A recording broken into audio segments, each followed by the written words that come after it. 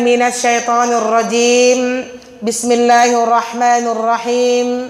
Assalamualaikum warahmatullahi wabarakatuh. Kenapa tak semangat jawab salam saya? Masih pagi loh. Musrafan Musri. Assalamualaikum warahmatullahi wabarakatuh. Ya. Alhamdulillah, alhamdulillahillazi hadana li hadza wa ma kunna linahtadiya laula an hadanallah. Nasyhadu an la ilaha illallah wahdahu la syarikalah wa nasyhadu anna Muhammadan abduhu wa rasuluhu la nabiyya ba'da amma ba. Rabbi shrah li sadri wa yassir li amri wahlul 'uqdatam min lisani yafqahu qawli.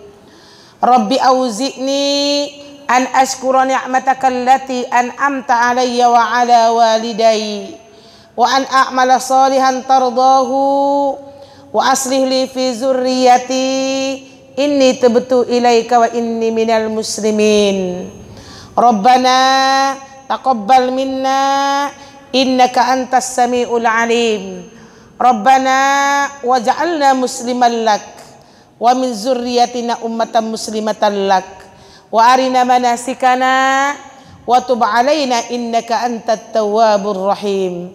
Amin ya rabbal alamin. Akhwati fillah wa ummahati fillah rahimakumullah. Untuk pertama dan utama sekali, tak pernah rasa bosan kita untuk senantiasa bersyukur kepada Allah Subhanahu wa taala atas begitu banyak limpahan rahmat, kasih sayang, hidayah yang Allah berikan kepada kita yang tak bisa kita hitung dengan jari-jari kita ini.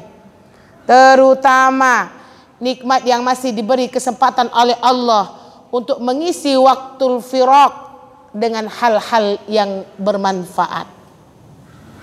Kalau berbicara masalah waktu firaq, waktu kosong, jadi ummahat yang mengantarkan kita kepada dosa, maksiat, itu karena banyak memiliki waktu kosong. Betul? Udah nggak ada yang kita kerjakan, nelfon bestinya. Mau kemana kita nih? Udah nggak ada lagi pekerjaan, kayak gitu kan? Santai-santai nih, bingung nih mau ngelakuin apa? Min husni islamil mar'i tarakahu ma la ya'nihi. Ini bukan perkataan wanita muslimah. Wanita muslimah itu dia tidak memiliki waktu firaq. Kalau ada waktu kosong sedikit, langsung dia tangkap dengan baca Quran, zikir, tahsin, taklim kemana-mana, sehingga dia tak sempat lagi akhwat membuang waktu dengan hal yang tidak bermanfaat. Insya Allah dengan kita datang ke Musaz ini dalam rangka untuk mengisi waktu firaq kita dengan waktu yang bermanfaat, karena kita yakin bu, akhwat, kalau kita punya aktivitas yang padat dengan hal yang bermanfaat, pasti hidup kita lebih teratur. Benar nggak? Tadi Antuna pagi masak juga kan? Kalau lebih cepat, biasanya masaknya jam berapa kalau nggak ada aktivitas? Siang dulu, berleha-leha dulu. Masya Allah. Ini semua nikmat yang Allah berikan kepada kita akhwat, bukan secara kebetulan. Karena salah satu ciri-ciri orang yang dosanya itu sudah mulai diampunkan oleh Allah ketika dia mudah melangkahkan kakinya untuk datang ke majelis zikir.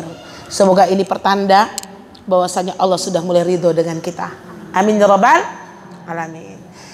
Selanjutnya mari sama-sama kita kirimkan salat beserta salam kepada kuduah kita, kepada junjungan alam, kepada kelahirannya di membawa keberkahan kepada seluruh alam semesta. Seorang nabi yang maksum minaz dzunub, seorang nabi yang senantiasa cinta kepada umatnya sehingga di akhir kehidupannya masih menyebut-nyebut umatnya, dan seorang rasul yang akan memberikan syafaat nanti kepada umatnya di yaumil akhir, yakni Nabi Muhammad sallallahu alaihi wasallam.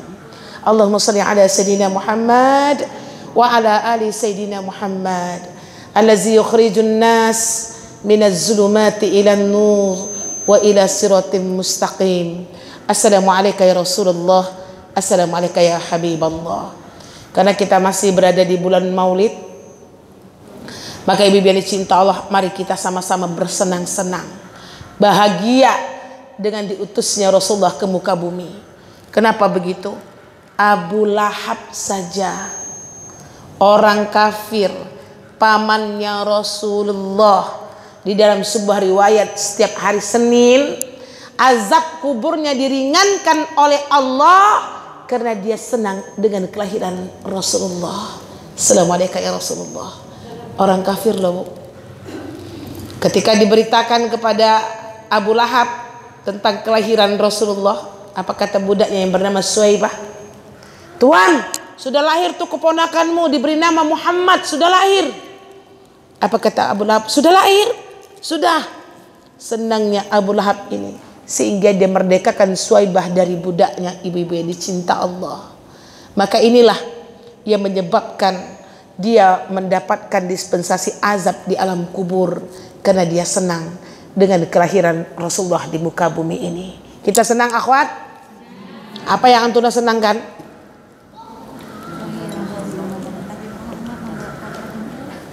Nabi Muhammad apa? Membawa Bashir, membawa kabar gembira. Terus apa lagi? Memberi syafaat. Orang kafir aja dapat dispensasi kayak gitu, apalagi kita umatnya yang insya Allah akan mendapat syafaat kelak, dan Rasulullah akan menunggu kita di telaga Kausarnya. Amin ya rabbal. Oleh sebab itu di bulan Maulid ini, ummahat dan akhwat, mari sama-sama kita tambah rasa cinta kita dan idola kita kepada Rasulullah. Tak ada orang yang pantas kita idolakan di muka bumi ini. Tidak ada pantas orang yang kita sanjung-sanjung di muka bumi ini kecuali Rasulullah sallallahu alaihi wasallam. Kenapa kita harus idola kepada Rasulullah? Karena beliaulah satu-satunya hamba Allah yang sudah dijamin oleh Allah untuk masuk ke dalam surganya bidunil hisab.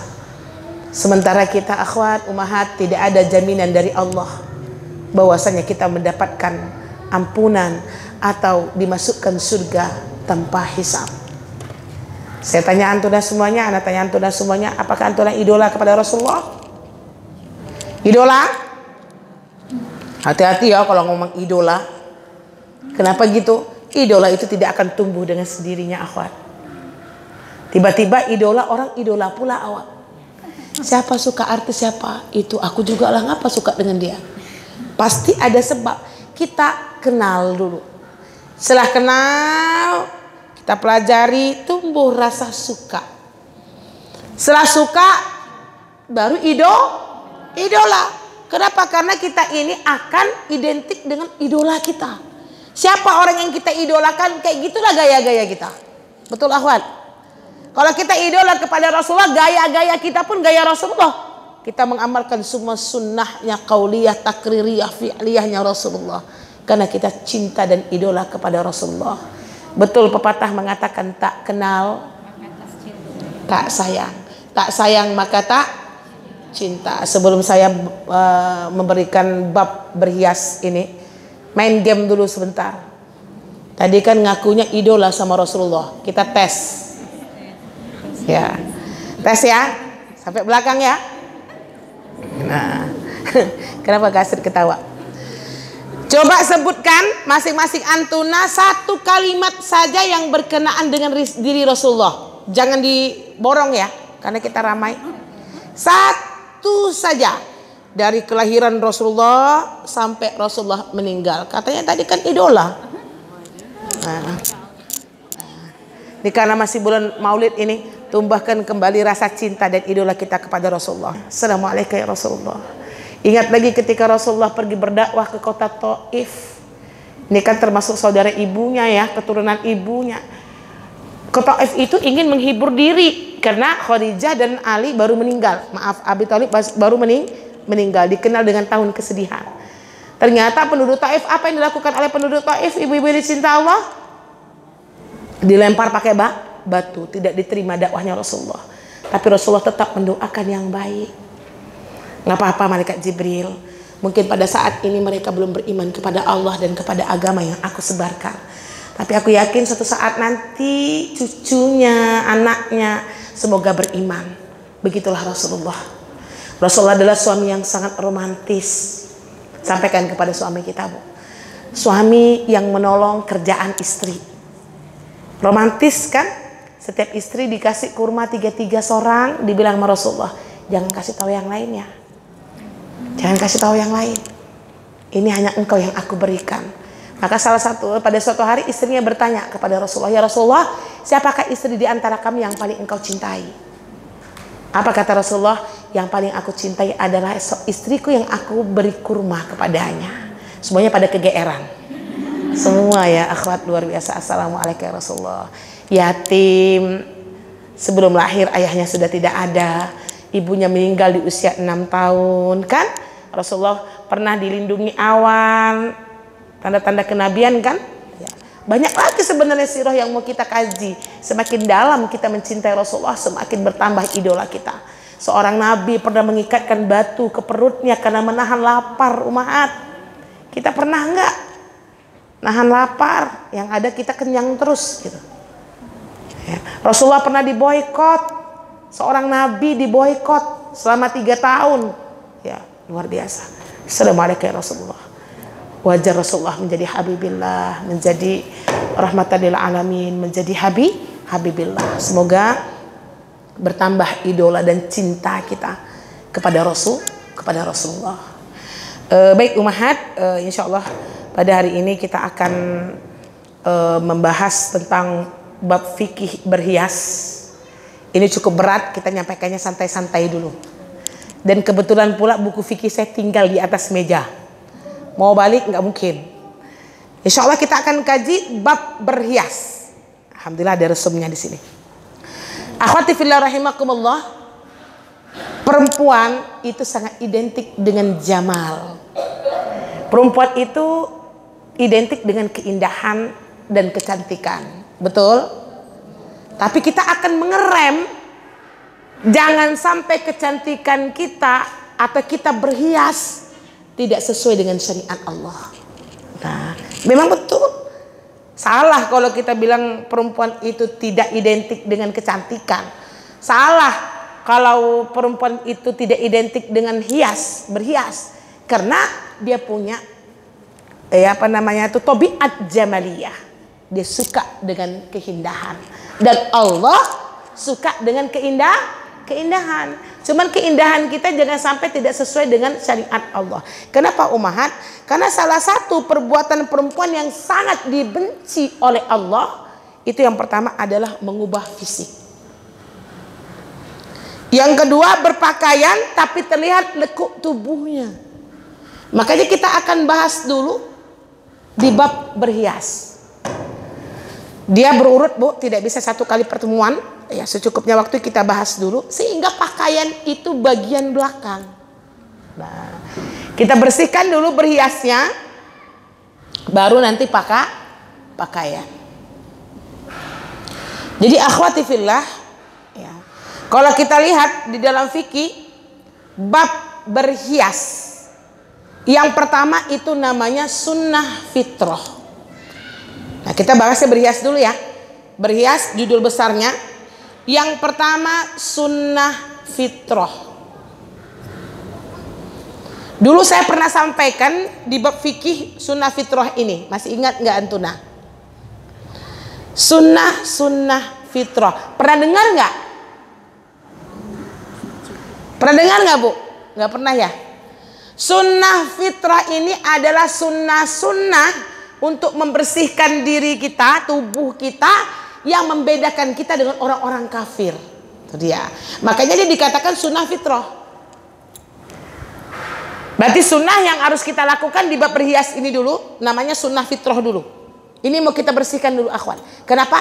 Inilah yang membedakan kita dengan orang-orang kafir. Oke, paham? Yang pertama, ya. Yang pertama sunnah fitrah adalah apa, Bu? Mencukur yang namanya bulu-bulu nih. Islam itu kalau masalah kebersihan luar biasa, Bu. Ya. Bulu-bulu apa? Maaf karena kita sama-sama perempuan. Bulu kemaluan, bulu ketiak. Antuna membersihkannya sekali berapa hari?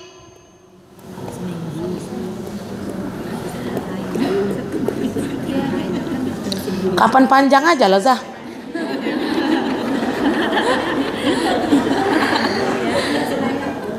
Akhwat, paling lama di dalam fikih kita dikasih waktu 40 hari merapikan bulu-bulu nih Bu. Paling lama tuh. Sekarang membersihkan bulu, pastikan paling lama 40 hari setelahnya. Kenapa? Bulu-bulu ini tempat hinggapnya syaitan. Makanya harus dibersihkan. Ini karena kita pasti muda-muda kayaknya nih. Kalau udah tua dia memang tidak semakin subur, tapi tetap dibersihkan. Oke akhwat. Nah ini membedakan kita ketiak dicukur, ya ini bulu kemaluan dicukur. Cukurnya pun ada nanti cara-caranya di dalam fikih, tapi nggak sekarang saya sampaikan.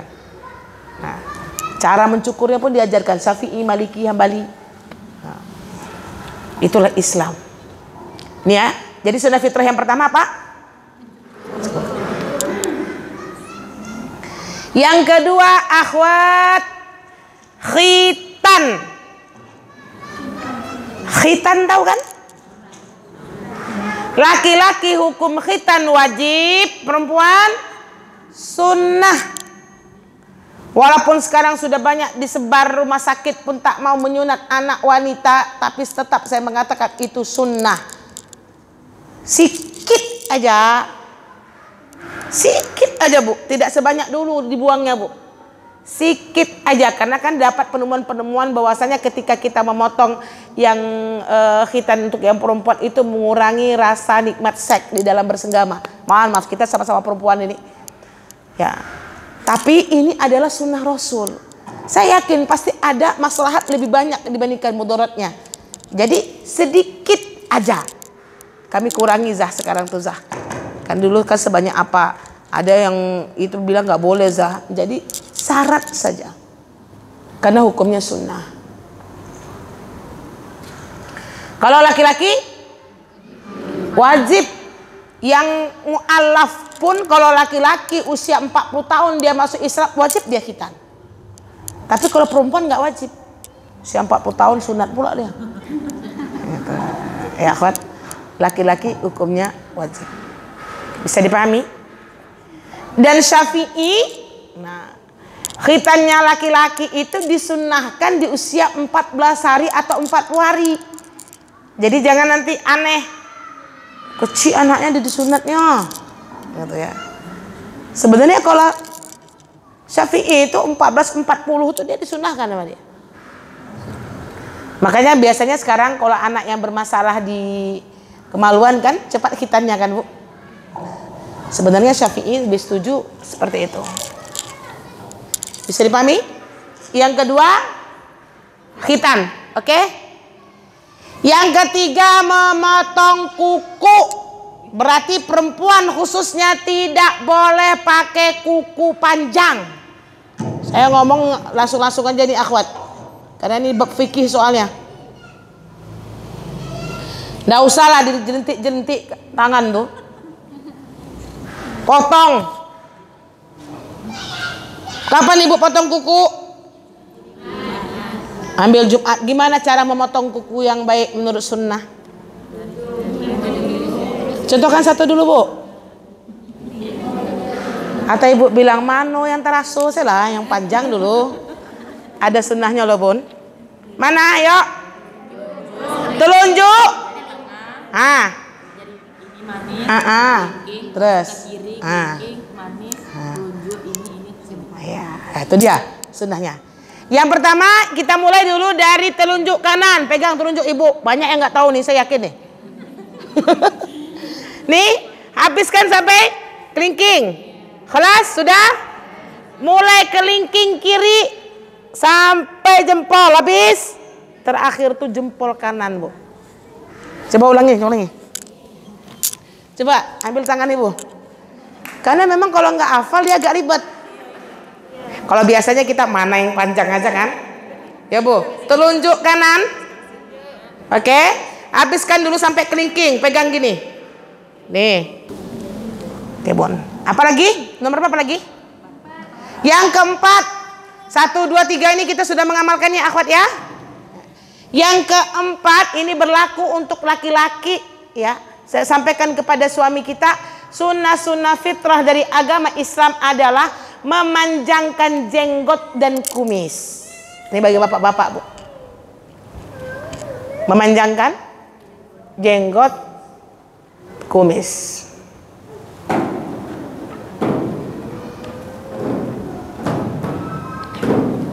Ini enggak saya terangkan ya. Sunnah tapi sewajarnya. Sunnah tapi sewajarnya. Pastikan dibersihkan. Nah. Oke. Sunnah fitrah selanjutnya merapikan rambut. Wah, Islam ini, Bu. Merapikan rambut berarti apa? Makanya suami kita cukur, dibersihkan, dirapikan. Tapi saya kunci, Ibu. Merapikan rambut untuk kaum wanita ini, hukum asal memotong rambut bagi perempuan haram. Ntar dulu. Ini yang harus ada di benak kita. Potong rambut perempuan haram, itu hukum asal. Tetapi dia menjadi boleh apabila ada darurat serta ada penyakit. Maksud saya menyampaikan ini, ibu potonglah rambut, tapi jangan senang habis itu. Kita rubah niat kita. Biasanya kita kan kalau potong rambut itu, senang, ringan, ya Allah nggak panas lagi kan kayak gitu. Sekarang kita rubah karena hukum asalnya nggak boleh.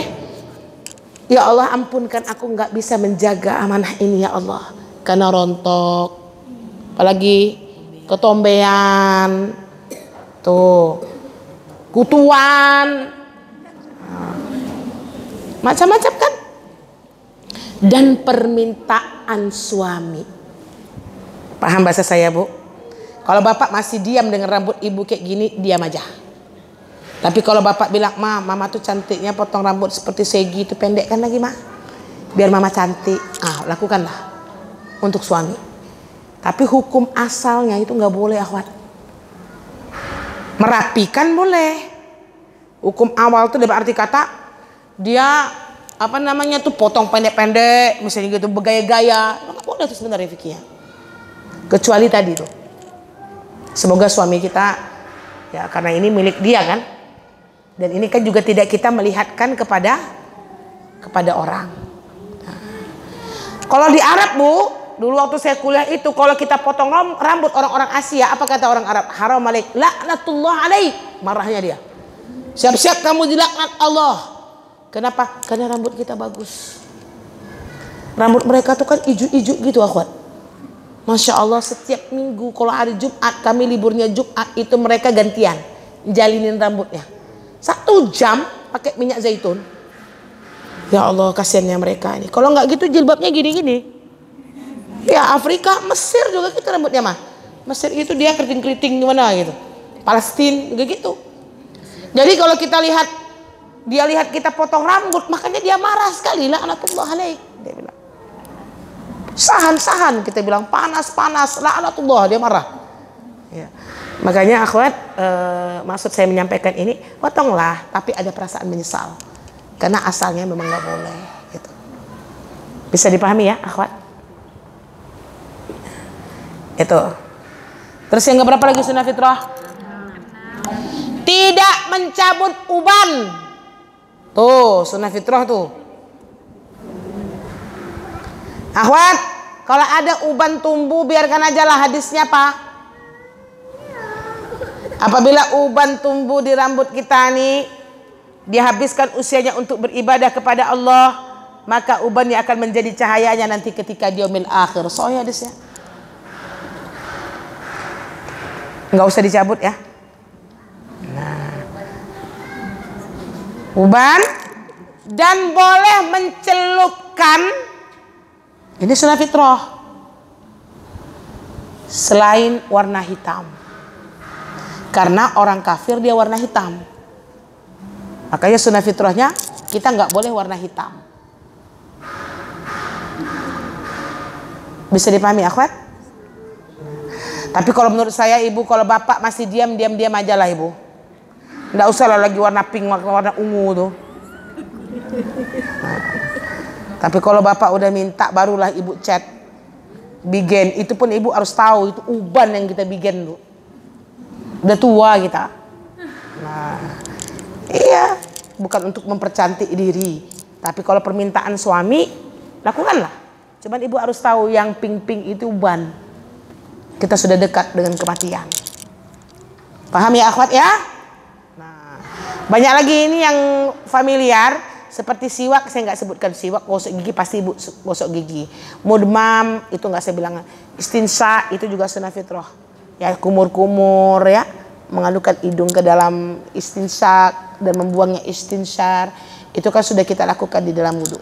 Nah, jadi yang pertama yang harus kita perhatikan di bab berhias itu sunnah fitrah itu pasti kita lakukan. Ada pertanyaan sampai sunnah fitrah nih?